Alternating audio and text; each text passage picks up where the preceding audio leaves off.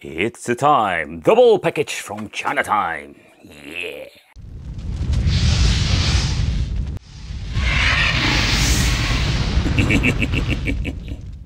Hey, welcome back to the channel. In today's video we are going to do a side-by-side comparison of the PlayStation Vita models, the completely unlocked edition, and the question remains which one is the best one. I mean, there are all kinds of different versions out there when it comes to, let's say, unlocked devices, emulator devices, you name it. There are so many crazy things that we can buy to play our games. But the question remains, we do have two cool devices. They're absolutely nostalgic to a certain level already. But the question is like, which one should you pick up if you're interested in one of these? For the people who have no idea, I made full reviews about the PS Vita. The PS Vita is a device that you can just unlock yourself and buy one that is completely unlocked and have all kinds of cool capabilities. So the Sumo shop is a company who does like these, let's say, completely refurbished versions, and they are giving you this in a fancy nice box, completely unlocked and ready to go when it comes to the software itself.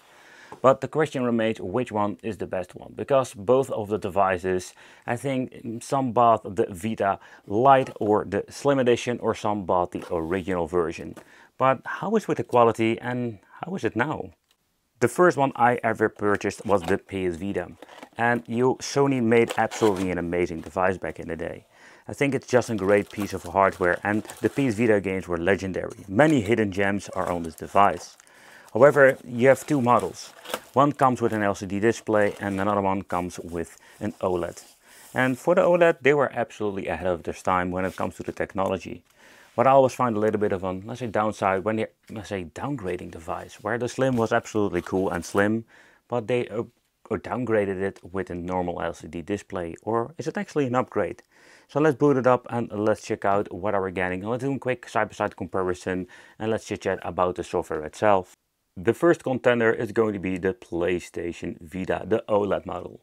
The first time I was holding this in my hand, oh boy, this was absolutely an awesome product. Even having back touchpad, I actually never used a lot.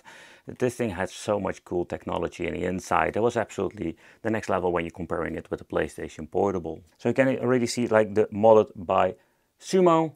It will automatically boot up into, let's say, the right software, where we have the option to play all kinds of cool stuff.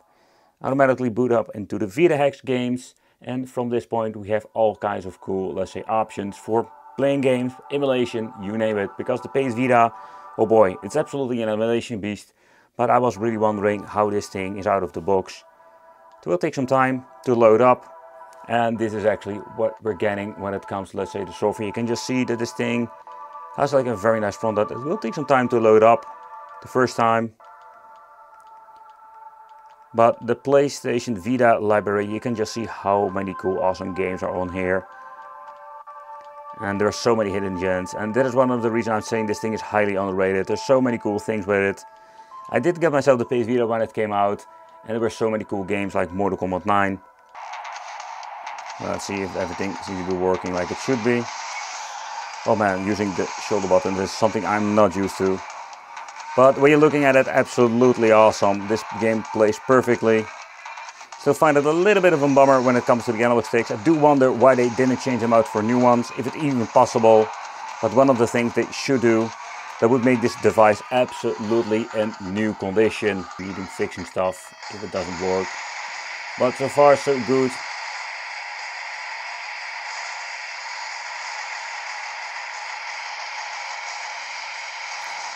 And the overall gameplay is just perfect.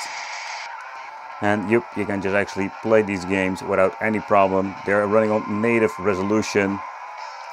So, but if you want to get into PlayStation, you don't need to buy a PS Vita, because we have so many, let's say, Chinese clones now that can actually be playing PlayStation 1 just fine. But it looks absolutely amazing, and also the audio of this is just great. Another thing I just wanted to see is like what happens if you're going to be, I get out of the menu. Yep, same situation. You can just swipe it away, go to the RetroFlow or the VitaX games, and you can just go to the system folder itself. It's not a really unfair situation over here, because cruising user is quite difficult to emulate, but it's for me one of the best tests to see how the overall performance is. Same situation with Bug Bumble that started in the beginning.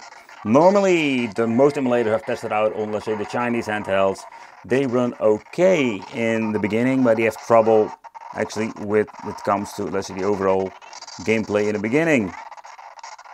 So out of the box, I didn't notice that we do miss a lot of other cool platforms. Think about if it goes to the PS Vita and of course PC Engine. So it's cool that we can actually play this, but let's be honest, we have many different devices now that cost a fraction of what this thing costs and can do the same thing. So when looking at the PlayStation Vita Slim, I back in the day never purchased this brand new because I didn't use the PS Vita a lot. And that is one of the downside. But now with Vita hacks and all of the cool things that they unlocked the PS Vita's full potential. I mean, you can do an emulation overall, and we can have like all kinds of games when it comes to the PS Vita, PlayStation Portable, PlayStation 1. There is so much that we can actually play on this. This is absolutely nuts if you think about it. However, I just spoke about it all in the main review, but let's do a chit chat about it and also do a side-by-side comparison. Another thing I just needed to showcase, and that is something that I did notice. Here you can see, in the meantime I was talking about the PS Vita, my PS Vita OLED, it's still loading up. Don't know what's going on over here, but I'm hoping it is not a big issue. If this is a corrupted SD card, would not be surprised, because it happens all of the time nowadays when it comes to AliExpress products. So I'm hoping I'm wrong and this thing will just boot up. But this is not normal. Okay, so let's do a chit chat about the weight itself. So when it comes to the original PS Vita, this thing weighs 250 grams.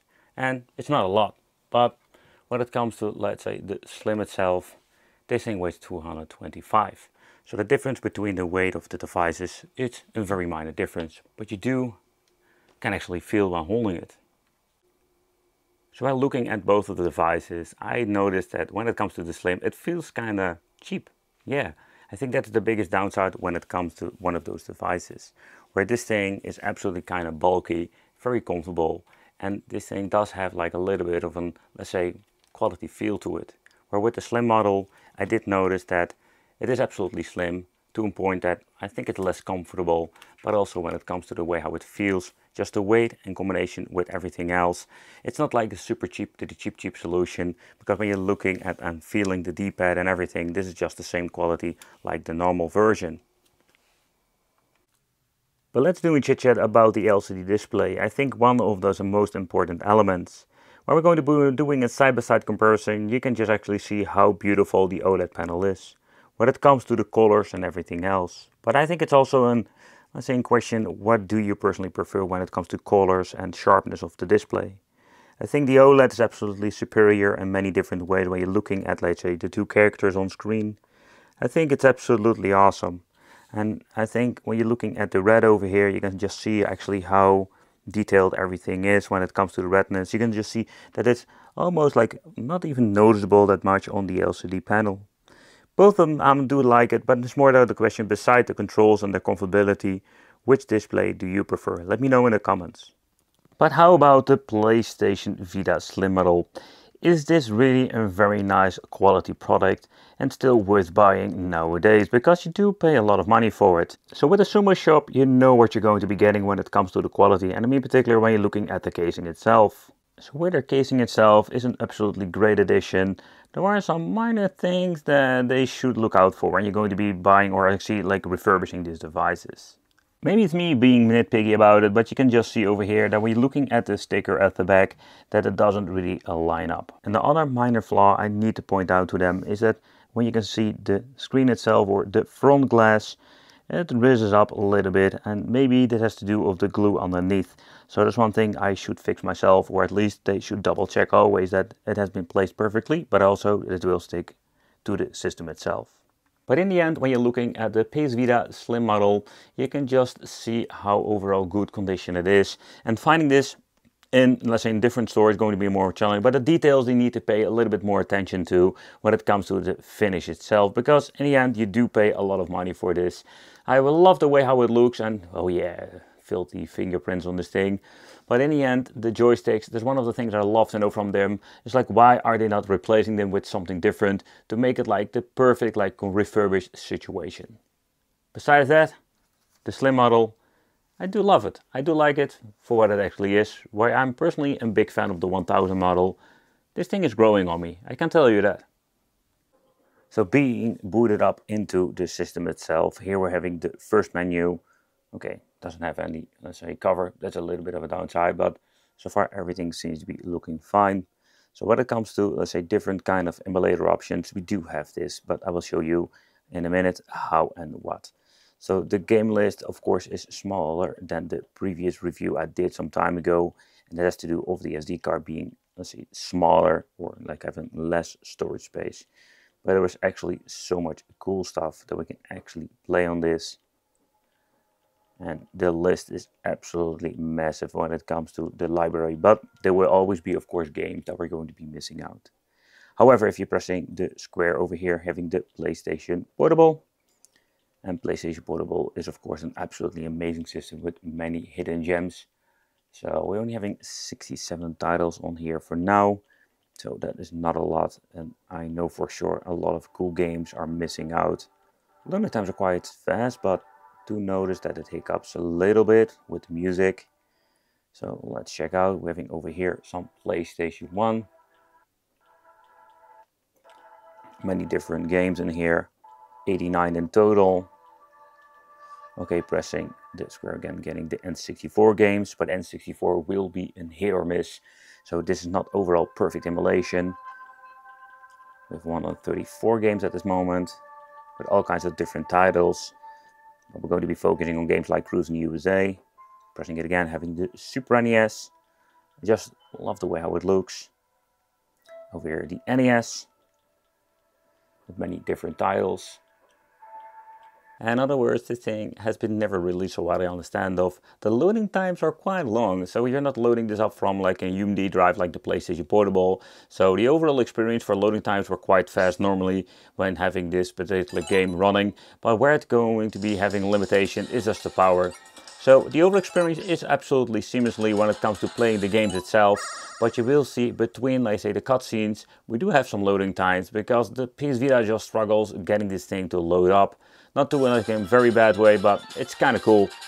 Another thing I love about the PS Vita in general is just the overall audio quality. The front-facing speakers sound absolutely amazing. But let's get into some gaming. Let's skip the cutscene over here. Here we see like a black screen for quite a long time now compared with other devices. But getting into the game, let's go. So it runs perfectly. We do have like some black bars going on the top and the bottom. But just playing this is just so much fun. For me, Sonic Mania is absolutely Sonic 4. The game I was waiting for many years. Have a black screen for quite a long time. So the communication between the front end, yeah, is not that fast. And I found it quite annoying. And the overall experience is not good when it comes to that. But when getting into the game, everything works like a charm. And the same story of the Game Boy Advance applies to the PlayStation 1 and many other retro games. There are so many devices. They have just great overall emulation when it comes to these systems like Game Boy Advance. No weird audio. That's one of the things they completely mess up most of the time with these, let's say, cheap emulation devices from China. No audio delay whatsoever. So far I can see no screen tearing.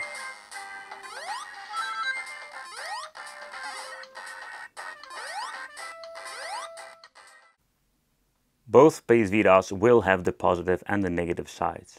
So at this moment, as making this video, my PS Vita doesn't boot up anymore when it comes to, let's say, the special firmware. I've been messing with it for some time now, to the point I'm just feeling quite annoyed.